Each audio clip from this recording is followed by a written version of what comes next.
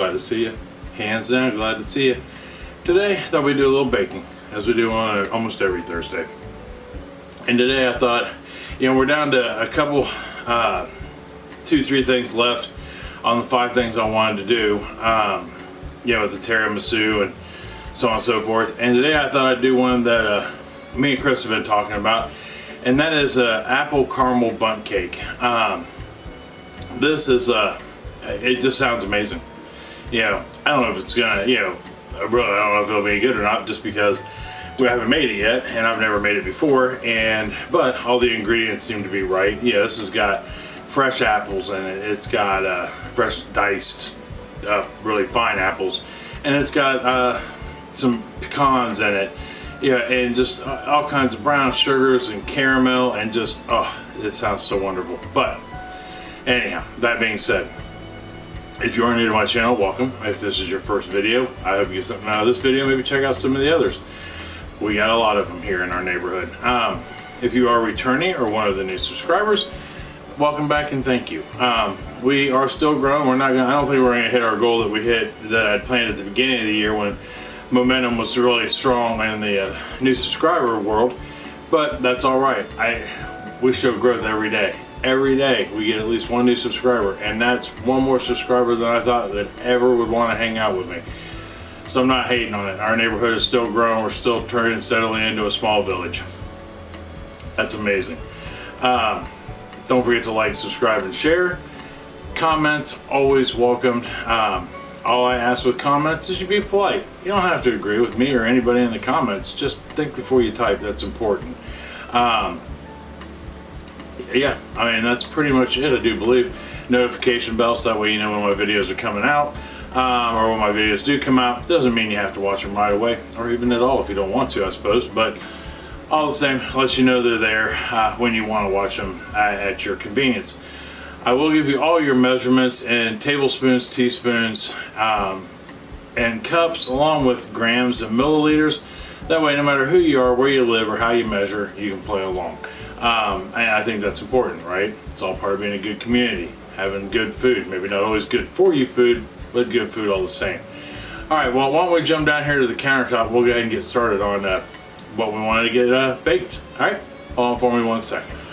All right, so we're down here at the counter, and things we will need to do first. First thing we'll need to do is set our oven at 325 degrees Fahrenheit, 163 degrees Celsius. And then we are going to need our bundt pan, which I have sitting over here. Hold on for me 1 second. And then we'll need a bundt pan. You need at least, I'm going to go with an 11 cup bundt pan. This is actually a 12 cup of my own. But I don't think a 10 cup is going to be quite enough, just based on the ingredients. You'll want to butter it very well, and give it a light coating of flour, or you can use the spray. Just make sure you hit all the nooks and crannies of your bundt pan, or tube pan as they're called. That way we have less of a chance of sticking, right? That's most people's biggest fear, is that it's going to stick. So, and if you notice, I've got a dark pan, so my time is going to probably vary a little bit on bake versus traditional, but we'll talk about that later on down the road. So we've got this buttered and floured. We got our oven at 325.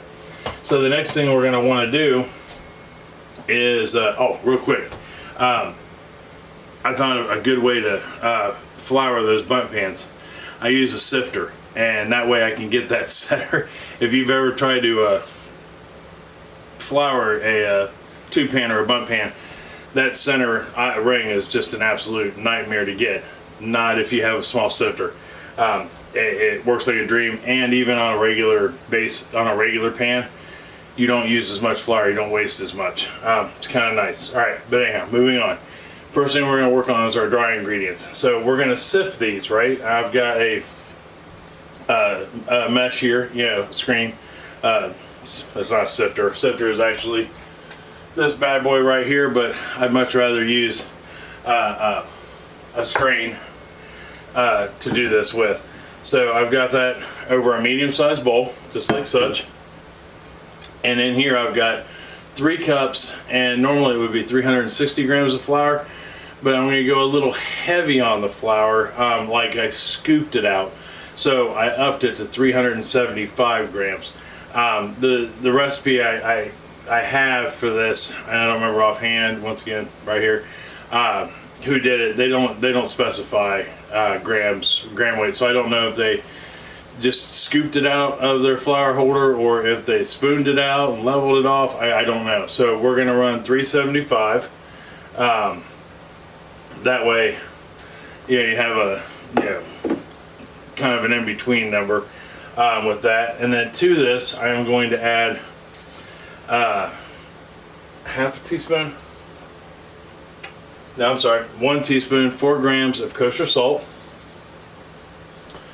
I am going to add 1 teaspoon of 4 grams of baking soda, just like such.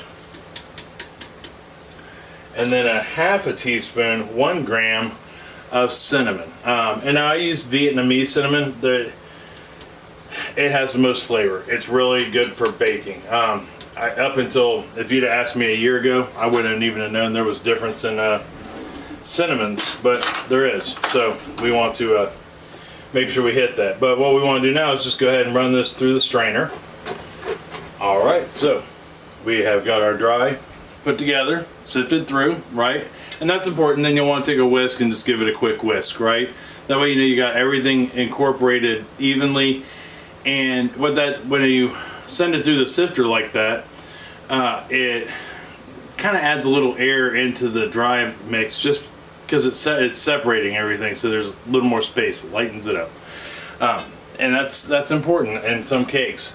This is more of a pound cake, so I don't know how much that matters. But now we gotta move on to our wet ingredients.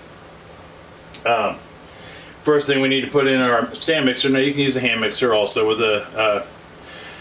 your beaters, or stand mixer with paddle attachment. We're going to add into this, I've got 2 cups, 400 grams of sugar. Right there. Get that in there. And then I've got 1.5 cups, 300 and, oh my, yeah, 355 milliliters of vegetable oil. If you can use whatever oil you prefer, I just recommend using like a flavorless oil. I wouldn't go with a high-end olive oil that's got a really heavy olive oil taste. But I'm using 1.5 cups, 355 milliliters of veggie oil, like that. And then the last thing I'm going to add to this is 4 large eggs, 200 grams of large eggs. And then we're just going to beat this all together until it's smooth and creamy.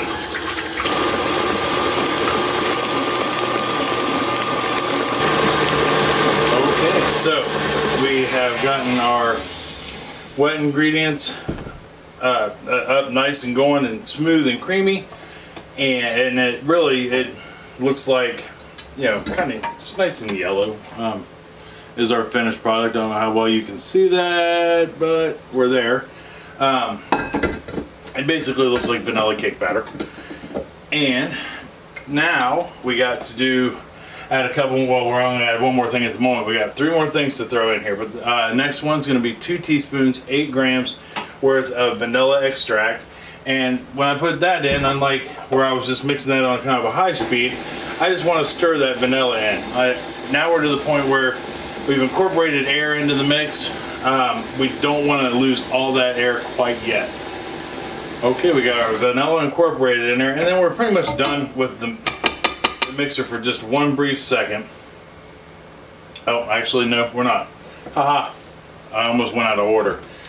Order of operation at times, depending on what you're making, can be very important to what you want to do and how you want it to turn out. So now that we got our vanilla in there and it has been just lightly incorporated, now we don't want to overwork all of this.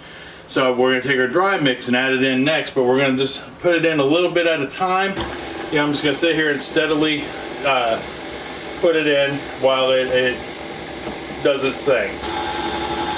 Okay, so we got our dry is mixed in with our wet. So now the next thing I'm going to do is I'm going to go ahead and I'm going to take my spatula, because now we are pretty much done with at least the paddle attachment. and the mixer for that matter, I guess. But we'll go ahead and get everything a good scrape real quick. So we haven't really scraped much, but scrape as often as you can or you feel necessary. That's never a bad thing. It ensures everything is getting combined well. And when we mix the dry goods in, even though we mix it in a little bit at a time, we just want to mix it till it's just combined, almost like a pancake mix, right? You don't want to overwork it, because what can happen is those glutens will start to get excited that are in the flour, you know, and it makes the eggs a little crazy, and you can end up with a like a tough cake. Not so much a, you know, it'll be moist, but it'll be, it won't be tender. It'll be tough, you know, like a steak or something. So now that we've got all that mixed up, the next thing we're going to do, put in here, is I've got 3.5 cups of diced apples. Now these are Granny Smith apples. You can use whatever apple you prefer. I just thought the tartness of this apple would, these apples would go really good with all the sweetness of the batter. And I have 450 grams in here, but it's about 3 to 4 apples depending on the size of your apples. And then I just, like I said, I just finely diced them up. That's actually 2 pieces. They're just little itty bitty things. We want them to get soft in the cake, so we're going to put those in, but we're just going to fold this in. We're going to put these in, and then I got one more ingredient to fold in with it. Now, you might have noticed that my apples aren't bright in color, and you know, they had a little brown to them. It's okay, they're going to bake and turn brown anyhow. So the last thing I have to put in here before we get everything together in the oven is 1 cup, 110 grams of toasted pecans. So, and I got them finely chopped. So even if you buy the broken up ones, chop them up some more. That way they're, you know, because they're not really they are a main star, but not really a main star. But I'm going to go ahead and just get these folded in by hand with a spatula, so I know I got them fairly even.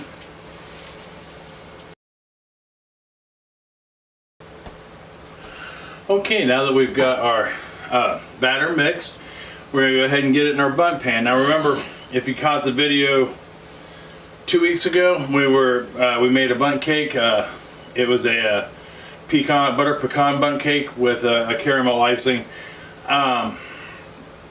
We discussed in length, you don't want it any more than 2/3 full. So even if you have batter left, it's okay. Put it in a small ramekin and put it in the oven with your bundt cake. You just don't, because you run the risk of it spilling over. So we're going to go ahead, get this in our bundt pan. All right, we got our batter in there, and that actually, with this 12 cup tube pan, it gave us, you know, plenty of room for growth, so to speak. So I'm gonna say, if you have an 11 or 12 cup, possibly 10, might squeeze it. We'll see how it rises in the oven. But we're gonna go ahead and get this in the oven, then we'll talk about times. All right, hold on for me 1 second. Okay, so we're in the oven, and now all we have to do is let it bake, right? How long to bake it for? We know we're at 325 Fahrenheit, 163 degrees Celsius, and we want to go 50 to 60 minutes, right? So depending on your oven, I mean, it may go a little longer, it may go a little less. What we're looking for, there's another variable on that, is toothpick test. Basically a toothpick or a small skewer down the deepest part of the bundt pan. It should come out clean, no batter on it, maybe a little bit of crumb, but no batter, because remember, it'll continue to bake after we take it out of the oven while it sits in the pan. But here will be the last variable on that. How juicy were your apples? Basically, like I noticed because I had my apples sitting in water until I was ready to use them, that way they didn't just completely go brown on me and everybody go, ooh, what is that? Which won't hurt anything, by the way, if your apples do that. There was a little bit of excess moisture in there, so it may take 65 minutes, but start checking at 50. because you don't want to overdo it, because then all of a sudden you'll end up with a dry cake and not a moist cake. So I'll start checking at 50. We'll see where we're at, and I'll take it every 5-10 minutes depending on what I see on that first check. And then when I'm to that point, I'll be back. I'll show you how to check it, how I check it, and talk about what to do next. Alright, see you here in a second. Okay, so we just got her out of the oven. Now, I was talking about that moisture thing with the apples and how moist are your apples. This actually ended up going an hour and 20 minutes. So we went 80 minutes total instead of 50 to 60. And I mean, as you just saw, I mean, it didn't darken the top any or anything like that because it was very moist. And what was happening, I can explain this. Where the moisture of the cake was coming out, it kept the oven moist, which kept the top from, air damp, so that way it kept the top from burning, essentially. But what we're going to do, all we do is I take my toothpick and I run it down in the center part of it, just like such. And you want to go in the deep parts, and I check all 4 of them. I mean, and if you look, as I don't think you guys ever actually see it, but there's like little itty bitty crumbs on there, no more, no less. There's no batter, and it's not wet or sticky or anything like that. Well, I mean, it might be a little sticky because it's got apples in it and they're hot, but and I check all 4 sides, just like that. So I don't have any batter on there. I had very little crumb, which tells me we're done without being overly done. And now I'm gonna sit here and I'm gonna see like how I can press that like such. And then if I bring you over here, hold on for me, let me grab you here real quick. If I bring you over, I can show you, like, see how it's starting to pull away from the edges right there? That tells me that it's done. There's 3 ways for the most part to tell if a cake is done. It'll pull away from the sides. You should be able to tap it and it'd be spongy, but bounce back for sure, be firm. And your toothpick should come out clean, right? No batter on it. So I'm gonna let this sit and I'm gonna let it cool for about 15 minutes. And when that time is up, I'll come back and when 15 minutes is up, I'll come back, we'll flip it over and see how it comes out. All right, see you here in a second. All right, so we've let this sit for about 15, maybe 20 minutes. You want to let it sit long enough to cool down, but not so long that the butter solidifies again, because then you could stick to your tube pan. That's really kind of the biggest thing there. And in this recipe's case, they didn't touch on any of that. It just said pull it out of the oven, check it for doneness, and then let it cool. And then the very next step was making the icing, or the glaze that goes on top of it, and topping the cake. So, but I remember reading on a few different bundt cakes over the years that it's 15 minutes, but the longer you can let it go, minimum 15. The longer you can let it go, the better, because you're less likely to stick. So what we'll do is we're gonna go ahead and take our cake, and I'm gonna put my rack on top of it, and then I'm gonna simply flip it over and set it down. Now, it's either gonna pop straight out, or I may have to tap it a little bit, but if I lift it and it doesn't come out like it did, you just let it sit in here inverted, right? So I just let it sit like this until it's completely cooled, because once it completely cools, as long as gravity is on our side, it'll drop off the top of the cake, right? We waited our 15 minutes, we inverted it, and there we are. I mean, that looks absolutely perfect and gorgeous, if I do say so myself, right? I think it looks amazing. So what do we do now? Well, now we're gonna let this thing cool down to room temperature, but when I come back, we're gonna make the caramel sauce that goes over top of this. So Give me 1 second to get everything cleaned up, and we'll get started on that sauce. All right, be right back. All right, so we've got our cake cooling. It's over there. And it's probably cool by now. It's been about a half hour or so, but it's close at any rate. So now we're gonna go ahead and make our caramel sauce. Things we will need. You will need a sauce pot, not a big sauce pot by any means, but something that is heavy bottomed. Yeah, if you use like one of the small, I don't want to say cheap, but cheap saucepans that the bottom is kind of thin, yeah, it doesn't have that extra layer on it, you get uneven heat. Cheap aluminum pans can be like that, but you want something that's heavy, especially to make caramel sauce. Because man, things can get out of control quick, and that can lead to a few different things. A bad caramel sauce, but more importantly, you could get burnt, and you don't want that. So I have got my 2-quart sauce pot here. It's like 1.8 quart sauce pan pot, and I've already got it warming up. It's a cast iron with an enamel on it. And to this, I'm going to add 1.5 sticks of butter. It is 12 tablespoons, 171 grams. 1.5 sticks, 3/4 of a cup of butter.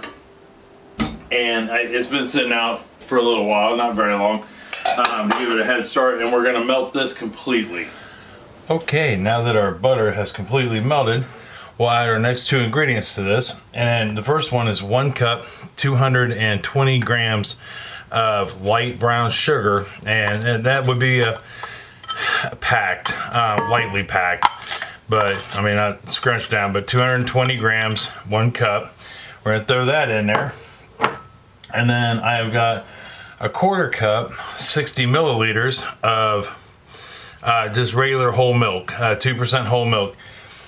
And we're gonna bring that in there. We'll give this a good stir, and we're gonna get this to where the brown sugar is melted, bring it to a boil, and then we're gonna take it down to a simmer. You don't want to let this thing go too long, because like I said, it gets hot and it gets thick, but we're gonna let this simmer until it starts to thicken up. After we get it up to that boil, we'll turn it back down to a low, let it simmer until it starts to thicken, and we want to stir consistently. And it doesn't have to be quick, but you want to keep it moving.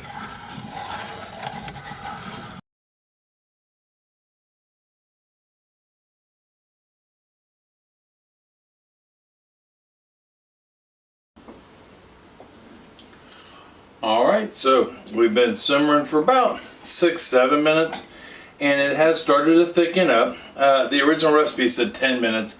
But I feel it depends on where you have your heat at. Now I've got my heat pretty low, just above the word low on my stovetop, and I mean it's gotten a nice color. It's dark, plus it's going to thicken as it cools a little bit. So I am going to go ahead and kick my heat off now that I've had it simmer. And the last thing I'm going to do after I take it off the heat, because we're going to take it off the heat now, let it start cooling. I've got 1 teaspoon, 4 grams of vanilla extract. I'm going to go ahead and pour that in there, give it a good stir around, and then I'm going to let this sit for about 5-10 minutes. No different than if we had cooked something for dinner, and we don't want it to melt our face off. Same principle with this. So when I come back, we'll be able to pour this on the cake and probably try a piece. All right, I'll see you here in just 1 second. Okay, so we're down to room temperature. Still looking pretty. Our caramel has started to thicken up, but it's still thin, right? I mean, we don't want it to be, rock steady, so to speak. But it's warm enough that it's still pourable, and that's what we want, because it'll thicken up as it cools down, and won't be this runny, once we let it all cool down to room temperature again. So what I'm going to do now is I'm going to take my spoon. I just got a large spoon, and I'm just going to start pouring it on the top, and I'll just go around in a big circle so that way I know I get a nice even coverage on the donut hole and the outside of it. Okay, we got our caramel on there. Do you say caramel or caramel? Yeah, I kind of switched between the two, but there we are. So let's get that nice shine on it. Now we have some options. We can add the option to add pecans on the top of that. And I thought about it, and then I thought, no, because it's supposed to be more about the apples than the caramel. So I'm just gonna leave it as it is. But what I am gonna do now is let this cool down completely to room temperature with the caramel. And then that way, when I come back, we can try a bite. All right, see you in 1 second. All right, so now we've let her cool. We're down to the very last gig, and that's just giving her a try, see how she tastes. I think it turned out looking quite delicious. Yeah, that caramel, it hardened up, but it didn't completely harden up. I mean, it's still, glazed, no different than you would put on a donut, or something to that effect. It just has a good caramel color to it and taste when I add it. I tried a little of it earlier when I was cleaning up, but let's go ahead and cut us a piece and see how much damage we did to our waistlines today.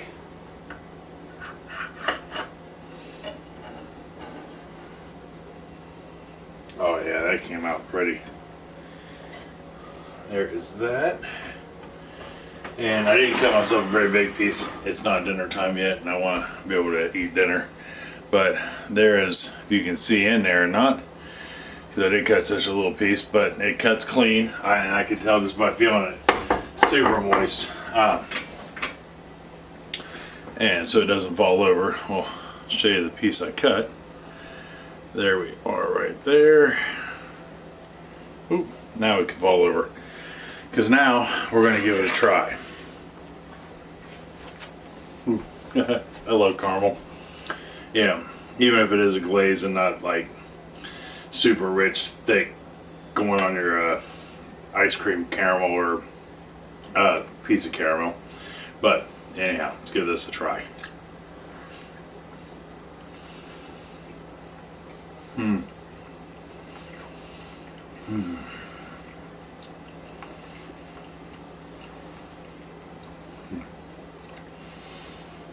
That tastes like a nice fall day.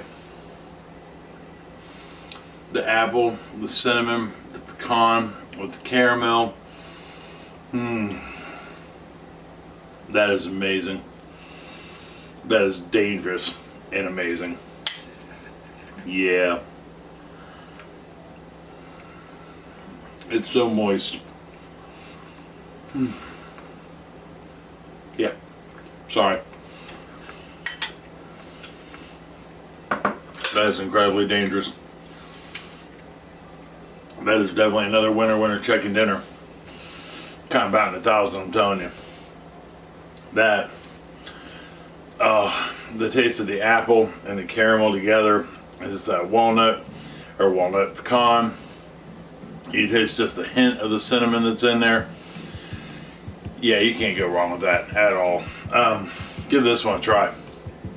Let me know if you do. You won't be disappointed. You leave me a comment down below, or if there's something that you make that's similar, let me know. I would love to hear about it. Hands down, I think that would be an awesome thing to hear about, because that tastes fantastic. I wouldn't change a thing on it, really. The caramel's good, the apples are good, it's just so balanced, just absolutely wonderful. So next week, I don't know for sure what we're gonna do for dessert. I do know dinner, but I'm not gonna spoil it. Because next week is Thanksgiving, and dessert day usually falls on Thanksgiving. I am gonna try my best to put out a video, get it done and edited ahead of time, because next week's a very busy week for me also. Because it's my time to shine, so to speak. We like to do a big Thanksgiving dinner. Even though we don't do a big Christmas one, we do a big Thanksgiving one. Plus I've got, some pies and cakes and stuff going out to people for their Thanksgivings. But I'm gonna try to get one shot this weekend, so that way we can hang out together, maybe not on Thanksgiving Day, or maybe Thanksgiving evening, or sometime over the weekend. But anyhow, until next week for dinner, I love you. I love you very much. I mean that from the bottom of my heart. Tell somebody else that you love them and love them very much. They may need to hear it. It's going to make them smile and feel good either way it goes, just to hear you say it. And it's probably going to make you smile and feel good to tell them that. I would almost guarantee that. And if you make them some of this caramel apple bun cake, I guarantee that they're going to smile from ear to ear. Probably ask you for a cup of coffee and about an hour and a half of conversation. And there's enough there.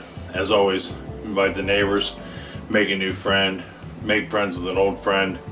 You know, guy walking down the street, give a piece to the mailman. The possibilities are endless. But anyhow, till next week for dinner, I love you. And I'll see you then. All right? See you later. Bye-bye.